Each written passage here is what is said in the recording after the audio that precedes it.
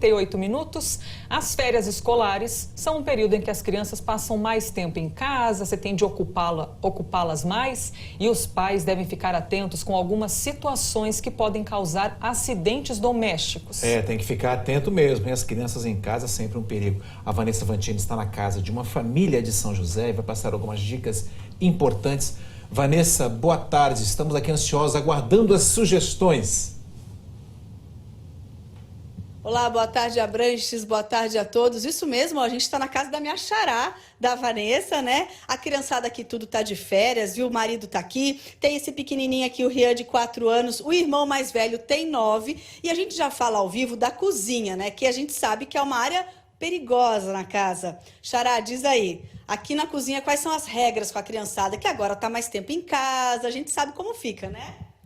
Aqui a preocupação minha é os medicamentos, que eu tento deixar sempre no alto, para eles não terem acesso, tanto que até eu tenho que subir em alguma cadeira, alguma escada para poder estar acessando. Fogão, quando eu estou cozinhando alguma coisa ou usando forno, eu falo para eles já ficar longe para não acontecer nenhum acidente, porque sempre espirra alguma coisa.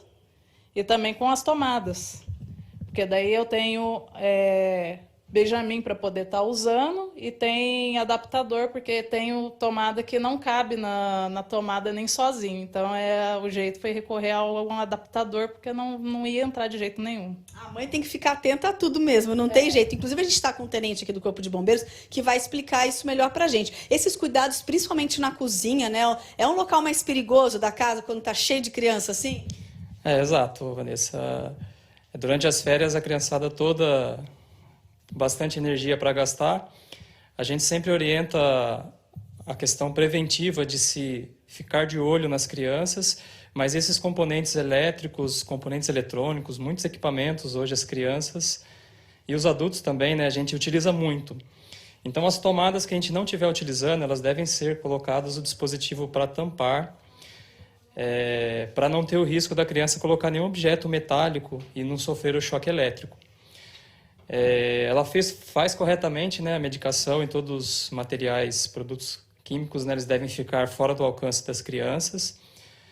O fogão e a utilização do fogo, quando estiver sendo utilizado, não só estar junto o tempo todo, nunca deixar o fogão sozinho, tendo crianças em casa, como também evitar deixar o cabo das panelas para fora, que é o que pode até mesmo o adulto derrubar e vir a causar alguma queimadura nas crianças.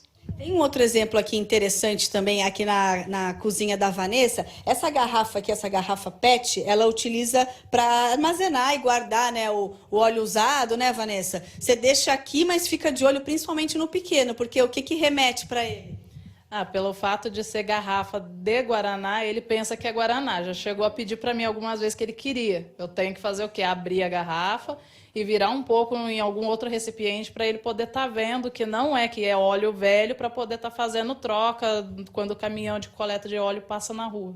Esse talvez não fosse o melhor jeito de armazenar, né?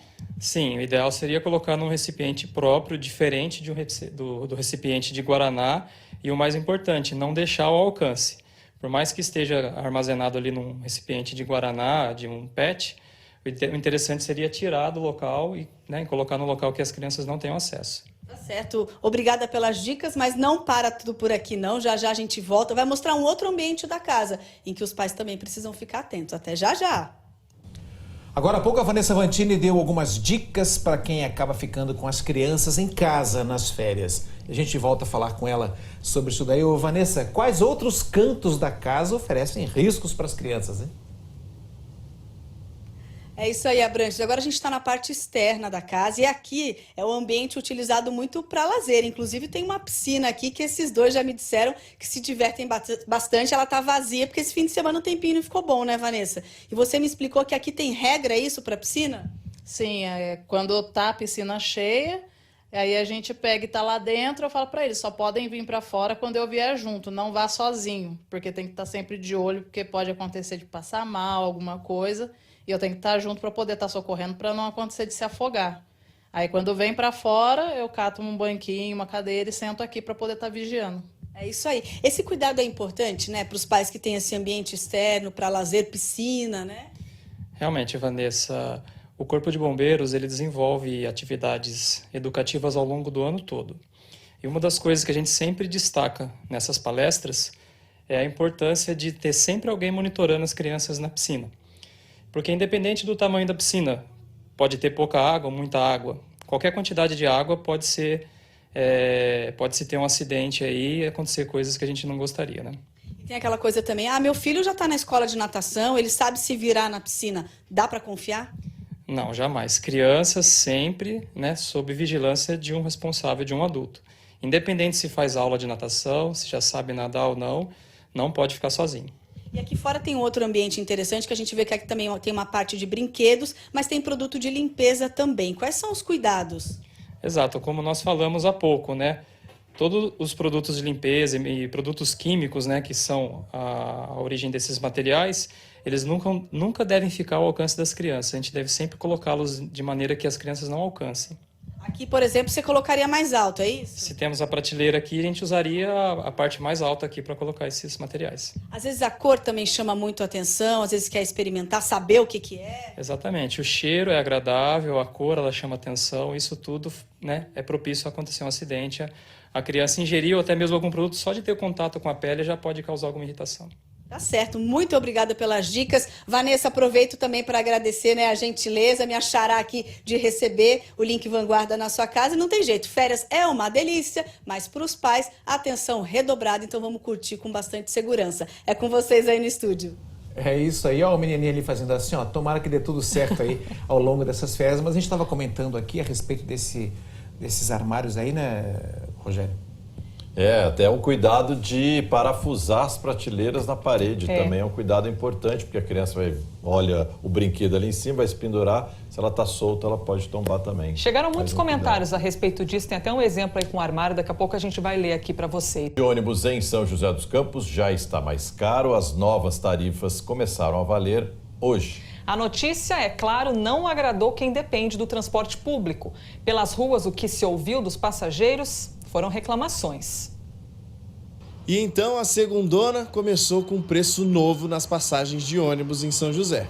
O principal aumento foi para quem paga a passagem com dinheiro, que é o caso do Hugo. Ele ainda não fez o bilhete único, mas com um novo valor de R$ 5,00 as coisas mudam. Aliás, o preço mudou, mas a indignação com a qualidade do transporte não. Agora melhoria para a gente devia reverter, né? Limpeza, ar-condicionado, quantidade de ônibus, muita gente em pé, espera absurda, 40 minutos esperando o ônibus. Os preços ficaram assim. Para quem paga no bilhete único, o valor passou de R$ 4,20 para R$ 4,50. Para quem paga em dinheiro, o valor passou de R$ 4,20 para R$ 5,00. Já a tarifa para empresas passa de R$ 4,84 para R$ 5,20. O sinal verde para o reajuste da tarifa do ônibus em São José só veio depois de uma disputa judicial. Inicialmente, a prefeitura esperava aumentar a passagem no dia 6 de janeiro. Mas a medida foi barrada por uma liminar concedida pela Justiça a pedido da Defensoria Pública. A Prefeitura recorreu 2 vezes da decisão e o aumento agora foi autorizado. Reajuste aprovado, novas tarifas nos ônibus e a principal pergunta entre os passageiros é onde estão as melhorias no transporte público de São José. A Cláudia reclama dos atrasos e da falta de conforto para quem utiliza os coletivos. A gente sai 4 horas da tarde do emprego e chega em casa às 7h30 da noite. Então isso que aumenta a passagem, mas não melhora o transporte para a gente. Faz tempo que a Andrelina depende do transporte público em São José. Aumentos, ela já viu muitos, mas melhorias fica difícil lembrar. O que você viu mudar para melhor? Nada. Lota muito e muito calor, não tem condicionado, entendeu? As pessoas reclamam demais. Agora comentou esse vale transporte, é um absurdo, muito caro. O secretário adjunto de mobilidade diz que o reajuste levou em consideração a inflação e os gastos com salário, combustíveis. Ele também falou sobre a reclamação dos passageiros. Nós estamos com muitas obras importantes em todas as regiões das cidades. Fizemos as adequações na Zona Norte, estamos fazendo no Arco, estamos fazendo a rotatória do gás. E isso, Pedro, acaba impactando no trânsito, acaba impactando principalmente no horário de pico. Você tem um estudo feito, só que você tem uma demanda que sai em alguns períodos. Nós estamos corrigindo isso. Os agentes de mobilidade estão empenhados em fazer com que isso seja atenuado Mas enquanto houver essas obras de grande porte na cidade, nós teremos alguns atrasos ainda. E eu peço para que a população, quando vê uma situação de limpeza, de alguma adequação que precisa ser feita, que faça um 56, e nós temos uma equipe especializada para poder atender isso. E você, que é passageiro do transporte público aqui em São José dos Campos, o que achou dessa mudança? Você acha que o transporte público está bom, está ruim? Nos últimos 10 anos, você acha que melhorou alguma coisa? Ou ainda continua passando atrasado? Ou passou a chegar no horário ônibus? Não sei. Deixe seu comentário. A nossa rede social e aplicativo Vanguarda Repórter estão sempre abertos para a gente poder receber o que você pensa. E ainda falando sobre essa reportagem, nós procuramos a Defensoria Pública. Eles informaram que vão recorrer da decisão da Justiça, que autorizou o aumento da passagem acima da inflação. Tem muita criança aí de férias circulando por aí, né, Elis? Em todos os cantinhos, uma pedida também é curtir o dia na praia com os amigos. É bom demais, não é? Ontem um grupo de Jacareí teve esse gostinho. Cerca de 30 crianças desceram a serra e curtiram a praia em Caraguatatuba. A Yasmin e a Yara são irmãs. As duas fazem aulas de jazz no Educa Mais em Jacareí e pela segunda vez participam do programa Agita Férias na Praia. O projeto traz alunos das escolinhas de esporte para um passeio em Caraguatatuba. Hoje elas vão sem medo para a água, mas no ano passado não foi assim não, pois elas nunca tinham visto o mar. Eu achei bem legal, porque eu só tinha vindo em piscina. E, a gente vê a areia, assim, com o mar, fica muito... a gente fica impressionada como a natureza é bonita. Como é que tá melhor? Quando vocês conheceram pela primeira vez ou hoje, segunda vez que já conhece? Assim, eu acho melhor, hoje, porque a gente já conhece como é o mar. O ano passado eu fiquei, morrendo de medo de entrar na água, porque, né, a gente não tinha entrado, nunca. A iniciativa é uma parceria entre as prefeituras de Jacareí e Caraguatatuba. A intenção, durante as férias, é trazer mais de 300 alunos para a praia de Tabatinga. O passeio todo dura 24 horas. A cada dia vem aproximadamente uma turma de 30 crianças. Elas têm direito à alimentação, o transporte e também alojamento em uma escola municipal. Aqui na praia, além do banho de mar, a programação conta com esporte e muita diversão. Nós selecionamos os melhores atletas que têm melhor aproveitamento e disciplina de 8 a 14 anos. E eles não vão com nenhum compromisso, não, só passear e curtir mesmo. Sim, com certeza absoluta. O compromisso deles aqui é diversão. Olha a empolgação dessas meninas.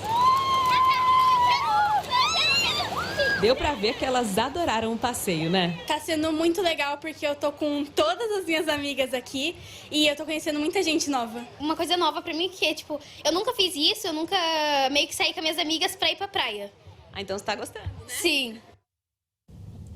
Ai, que divertido. E é por isso que fica inesquecível, né? Nunca fez, fica passeando ali na cidade. Apareceu a oportunidade, vão para a praia. A praia é inesquecível para todo mundo. Visitar museus, afinal de contas, Taubaté tem vários, né? E muitos abrem sim aos fins de semana, principalmente aos domingos, o que é bem bacana. Dá para se divertir e aprender ao mesmo tempo. Ele está sempre em cartaz por aqui. O ator e cineasta Mazzaropi tem muita história para ser lembrada. No museu dele, todo esse cenário revela um capítulo de sua vida. Equipamentos interativos colocam o público como telespectador dos antigos filmes desse gênio. A Débora veio de São Paulo com a família conhecer o espaço que abriga a memória de Mazzaropi. E ela não recordava da grandiosidade desse brasileiro. Enriquecedor ver tudo isso e ver o quão empreendedor ele era há tanto tempo atrás, né? E o tanto que ele agregou na cultura. E trazer isso para a minha vida e para do meu filho, para as próximas gerações, é muito importante, né? Saber que nós temos toda essa estrutura no Brasil, né? Então, isso é um orgulho pra gente. Esse passeio pela história do cineasta custa R$11. E o museu, que fica no bairro do Itaim, em Taubaté, tem 20 mil objetos que fazem essa ligação com o passado. O Museu Mazzaropi é também o retrato de uma época. Para os visitantes que vêm até aqui, uma das curiosidades são os equipamentos usados por ele para fazer as gravações dos filmes. Essa câmera, por exemplo, pesa 90 quilos. Bom, de lá para cá, a tecnologia avançou bastante. Hoje, dá para fazer as gravações de vídeos em alta resolução apenas com o celular. Com o celular você faz filme, você faz vídeo, né? Com com um simples celular, né? E ele fazia coisas com... Nossa, tinha uma ideia magnífica, né? Um cara fantástico. Mazzaropi é um cara uma pessoa que vai se eternizar, com certeza. Esse é um outro caminho, só que para a literatura infantil. O Sítio do Pica-Pau Amarelo é um espaço aberto para se divertir em família. Esse pessoal veio de Brasília. Pela primeira vez, a Maria ficou pertinho dos personagens do sítio. É lindo aqui. Todas as estátuas bonitinhas e os personagens também.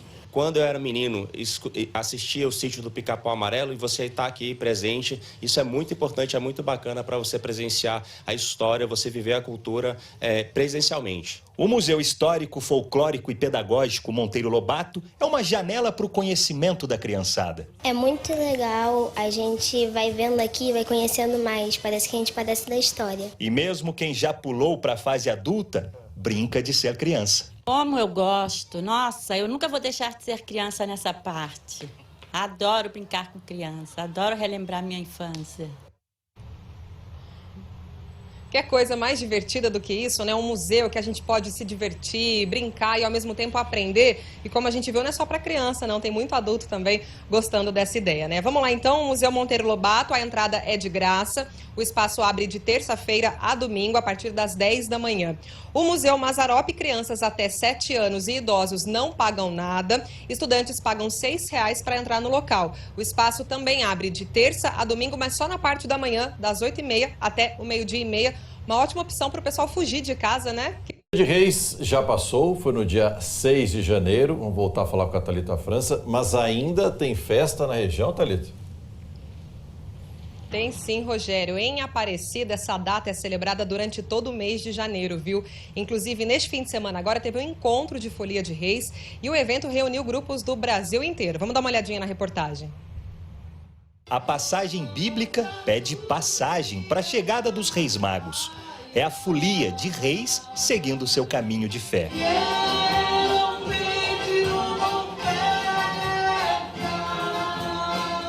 Eu vim de Machado, Minas Gerais. A 6ª vez que eu tô vindo aqui em Aparecida nesse encontro de reis. Primeira vez que eu venho Aparecido do Norte, ainda mais vim com a minha jornada, com os meus companheiros, é uma sensação única. Nesse território de religiosidade, cada grupo mostra uma face do folclore. Para ficar bonito assim, o trabalho nosso é durante o ano todo. A gente compra os panos, compra as máscaras. É uma coisa artística, vai puxado pro folclore, que a Folia de Reis, além de ser uma religião, é um folclore, né? Uma festa religiosa feita por pessoas simples, carregadas de sentimentos. Esse encontro, ele fortalece a nossa cultura, o nosso folclore e o mais importante, a nossa religiosidade. E assim como a folia, a missa foi muito mais cantada para contar a história do nascimento do menino Jesus. É uma celebração que emociona, gente. Não tem quem não seja tocado.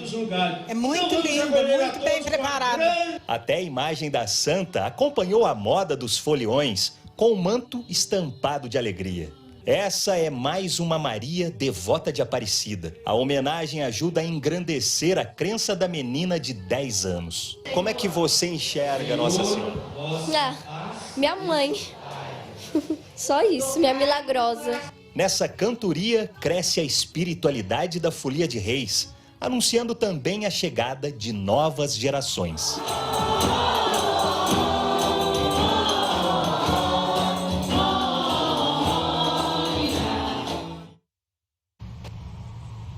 Quase 20 anos de tradição, né? É muito legal ver que isso não se perdeu com o tempo, é uma tradição que ainda é viva na região e, pelo contrário, né? Tá trazendo também a nova geração, as crianças. Para quem tá do lado de fora desses grupos, que não participa dessa folia, é mais do que religião, uma expressão cultural mesmo. É bem bonito de ver, né, pessoal? Colocar música na vida de crianças, Jacareí tem o projeto Tocando o Futuro e que está com vagas abertas. O Pedro Melo está em uma das sedes do projeto, no bairro Secap.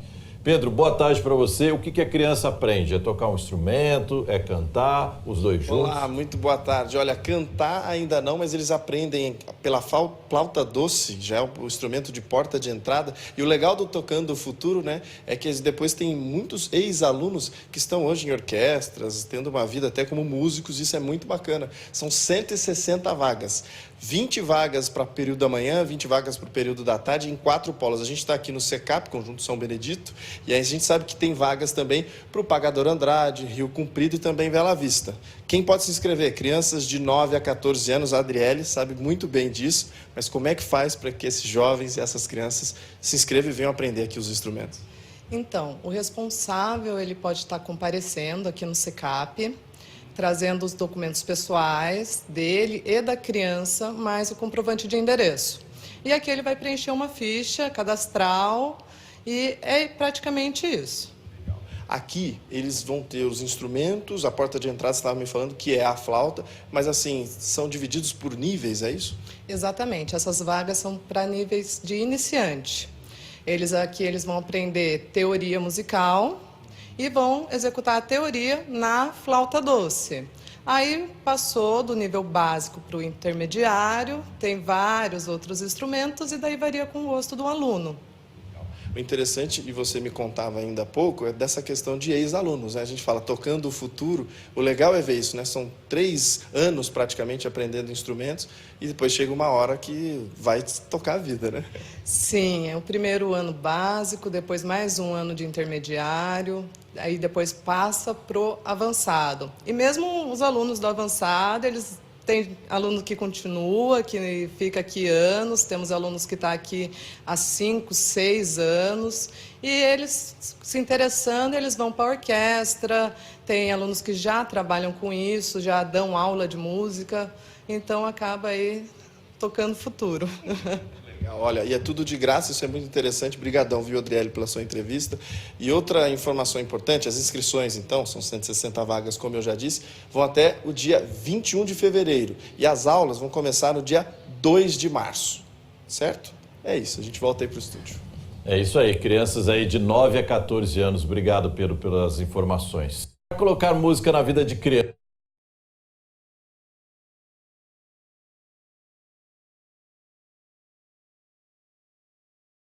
O Ministério da Saúde está alertando as pessoas que não se vacinaram contra a febre amarela para que busquem a imunização. O Tiago Bezerra está em Pindamonhangaba. Oi, Tiago, esse pessoal que ainda não se vacinou chegou a hora, né? Como é que está a procura por aí? Oi, Abranches. Boa tarde para você, para todo mundo que está nos assistindo. Esse alerta do Ministério da Saúde foi emitido depois da confirmação da morte de 38 macacos nos estados do Paraná, São Paulo e Santa Catarina. Vale a gente reforçar que nenhum desses macacos morreu aqui na nossa região.